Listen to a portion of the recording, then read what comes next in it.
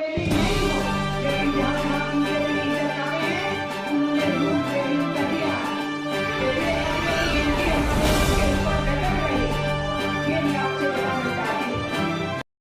यहाँ गुवाहाटी आई हूँ। हमारी AITUC की जो असम यूनिट है उसका 17वां कॉन्फ्रेंस है और उस कॉन्फ्रेंस में असम की हालत जो मज़दूरों की है और देश भर के मज़दूरों की हालत जो है और उसके लिए जो ट्रेड यूनियंस के आगे के एक्शन प्रोग्राम है राज्य में और पूरे देश भर में, उसके बारे में चर्चा यहाँ पर किया जाएगा। हमने 30 जनवरी को एक कन्वेंशन किया था जिसमें 10 जो श्रमिक संगठन है देश के बड़े, उनकी तरफ से कन्वेंशन आयोजित था और उसमें हर सेक्टर की जो फेडरेशन एसोसिएशंस हैं, जितने भी गतिविधियां और काम होते हैं, चाहे सर्विस सेक्टर के चाहे मैन्युफैक्चरिंग सेक्टर के, उन सबकी फेडरेशन एसोसिएशन ने हिस्सा लिया और हमने पूरे साल भर की रणनीति बनाई है संघर्षों की, जिसमें हम पदयात्राएं भी करेंगे, बड़े बड़े महापड़ाव भी करेंगे, हड़तालों का दौर भी चलाएंगे और एक राष्ट्रव्यापी हड़ताल भी हम नवंबर के महीने में प्लानिंग कर रही हैं सारी ट्रेड यूनियंस। ये सब हम क्यों कर रहे हैं? क्योंकि हम ये देख रहे हैं कि केवल ये नहीं है कि अनएम्प्लॉयमेंट बढ़ रहा है, अनएम्प्लॉयमेंट का रेट बढ़ रहा है, हम ये भी देख रहे हैं कि जिनके पास जॉब है वो जॉब छीन रही है, जॉब लॉसेस हो रहे हैं। तो एक तरफ जॉब लॉस हो रहे हैं, अनएम्प्लॉयमेंट रेट बढ़ रहा है। ऐसी स्थिति के अंदर उसके साथ साथ हम ये भी देख रहे हैं महंगाई तेजी से बढ़ रही है। लोगों के लिए पहले ही कमाई कम है, ऊपर से महंगाई बढ़ रही, जीना मुश्किल हो रहा है और लोगों की जिंदगी में गैप बहुत बढ़ गए हैं। उसमें हम ये देख रहे हैं कि पिछले साल जो इनइक्वालिटी का रिपोर्ट आया था, उस रिपोर्ट ने बताया था कि 1% टॉप के जो हिंदुस्तानी हैं अमीर, उनके पास टोटल जो वेल्थ है हमारे देश की उसका 22% है और जो नीचे की 50% पॉपुलेशन है उसके पास केवल और केवल 13% है, 13%। लेकिन इस साल जो रिपोर्ट आई है इंटरनेशनल इनइक्वालिटी की, उसमें इंडिया चैप्टर में ये बात सामने आई है कि जो 1% टॉप था, जिसके पास 22% शेयर था, वो बढ़ के 40.5% हो गया और ये जो गरीब नीचे का 50% है, इसका हिस्सा 13% से घट के 3% रह गया। तो ये गैप बढ़ते चले जा रहे हैं जो बहुत डेंजरस है। और ऊपर से हिंडनबर्ग की रिपोर्ट आ गई, अडानी के घोटाले सामने आ गए, प्रधानमंत्री बोलने को तैयार नहीं, ज्वाइंट पार्लियामेंट्री कमेटी जो है वो एस्टेब्लिश करने को तैयार नहीं। क्यों नहीं तैयार है इंक्वायरी करने के लिए? आप हर एक के पीछे ईडी भगा रहे हो, हर एक के ऊपर रेड्स लगा रहे हो, सारे अपोजिशन लीडर्स के ऊपर UAPA ठोक रहे हो, सेडिशन लॉ ठोक रहे हो, CBI को भगा रहे हो और इतना बड़ा देश के पब्लिक सेक्टर्स का पैसा लूटने वाला, जिसकी इन्वेस्टमेंट सरकार के कहने से लगाई गई, सरकार के कहे बिना कोई पब्लिक सेक्टर किसी प्राइवेट सेक्टर में इन्वेस्ट करेगा? ये हो ही नहीं सकता। तो कहीं से 20,000 करोड़, कहीं से 30,000 करोड़, कहीं से 54,000 करोड़ पब्लिक सेक्टर का पैसा हम इस अडानी की कंपनियों में लगाया गया, अंबानी की कंपनियों में भी लगाया गया, लेकिन हिंडनबर्ग ने अडानी की कंपनी के घोटाले को सामने रखा।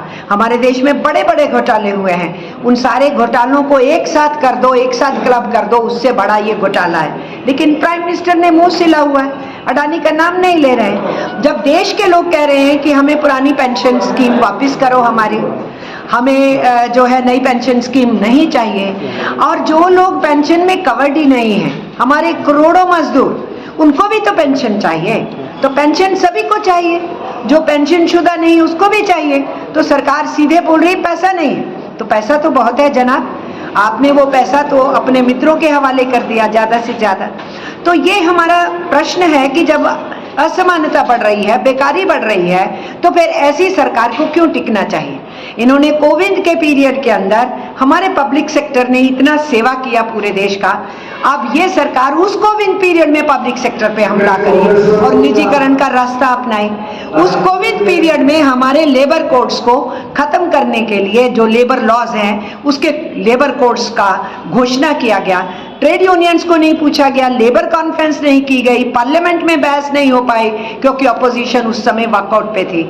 तो किसी को भी ना पूछने वाली सरकार, डेमोक्रेसी का हनन करने वाली सरकार, तो मुझे बहुत हंसी आ रही थी जब मैं गुवाहाटी एयरपोर्ट से इधर मीटिंग की तरफ आ रही थी तो रास्ते में बोर्ड लगे हुए हैं G20 के।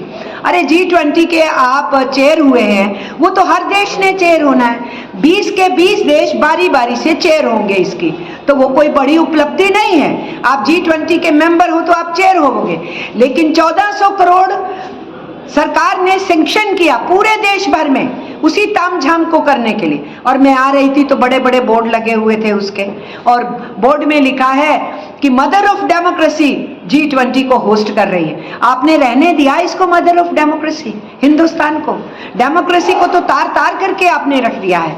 आप तो किसी को विरोध की आवाज नहीं उठाने देते हो। किसी ने अगर क्रिटिसिज्म कर दिया जो देश में चल रहा है तो आप बोलते हो देशद्रोह कर दिया। आपने क्या बोला था मिस्टर नरेंद्र मोदी?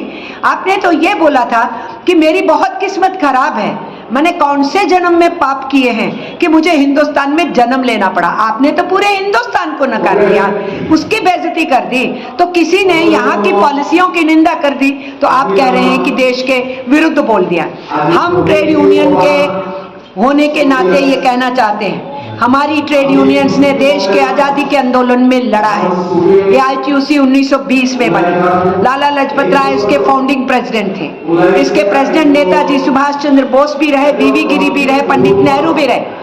उस आजादी के आंदोलन के अंदर मजदूरों ने हिस्सा निभाया, अपने लिए भी लड़ा, देश के अंदर अपने कानून भी हासिल किए, अंग्रेजों से छीन के ट्रेड यूनियन एक्ट लिया। जो एक्ट हमने 1926 में अंग्रेजों से लिया, ये सरकार उसको खत्म कर रही। जो हमने 1923 के अंदर काम के स्थान पे घटना होने पे कंपनसेशन मिलता है मजदूर को, वो कानून लिया, सरकार उसको भी कमजोर कर रही है। जो हमने खदानों में उतर करके मजदूर काम करता है उसकी हिफाजत के लिए माइंस एक्ट लिया, उसको भी सरकार खत्म कर रही है। हमने पेमेंट ऑफ वेजेस एक्ट 1935 में लिया अंग्रेजों के राज में, आजाद हिंदुस्तान की ये नरेंद्र मोदी की सरकार उसको भी खत्म कर रही है। तो ये सरकार ले दे के 150 साल में लड़के जो हमने श्रम कानून हासिल किए थे उन सबको एक एक करके चौपट कर रही है, 4 कोड में बदल रही है। वो हमारा विरोध है। तो अर्थनीति पे विरोध है, पब्लिक सेक्टर को खत्म करने पे विरोध है, महंगाई पे कंट्रोल होना चाहिए, सबको पेंशन मिलनी चाहिए, ठेकेदारी प्रथा बंद होनी चाहिए। इन सारी मांगों के साथ साथ हमारा ये कहना है कि ये सरकार हमारे कानूनों की सुरक्षा के साथ साथ अपनी अर्थनीतियों को बदले। अगर ये सरकार अर्थनीतियां नहीं बदलती, मजदूर पे हमला, किसान पे हमला बंद नहीं करती, तो हम तो आम जनता के बीच में ट्रेड यूनियन अपील लेकर के जाएगी, ये कहेगी कि जिस सरकार को अपने देश से और अपने देश की जनता का कोई दर्द नहीं है, ऐसी सरकार को बने रहने का कोई अधिकार नहीं है। तो हम उसका प्रचार और कैंपेन करेंगे हर राज्य में।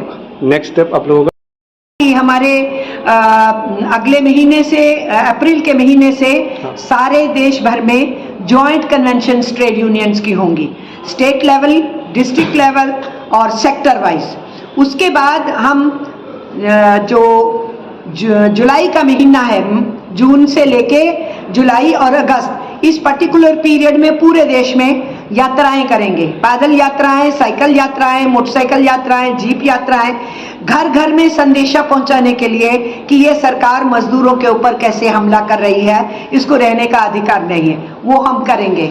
और 9 अगस्त को भारत छोड़ो दिवस मनाया जाता है देश में। उस पर्टिकुलर डे में राज्यों की राजधानियों के ऊपर बहुत बड़ा बड़ा प्रदर्शन किया जाएगा, महापड़ाव किया जाएगा, 1 दिन, 2 दिन, 3 दिन, 4 दिन का किया जाएगा।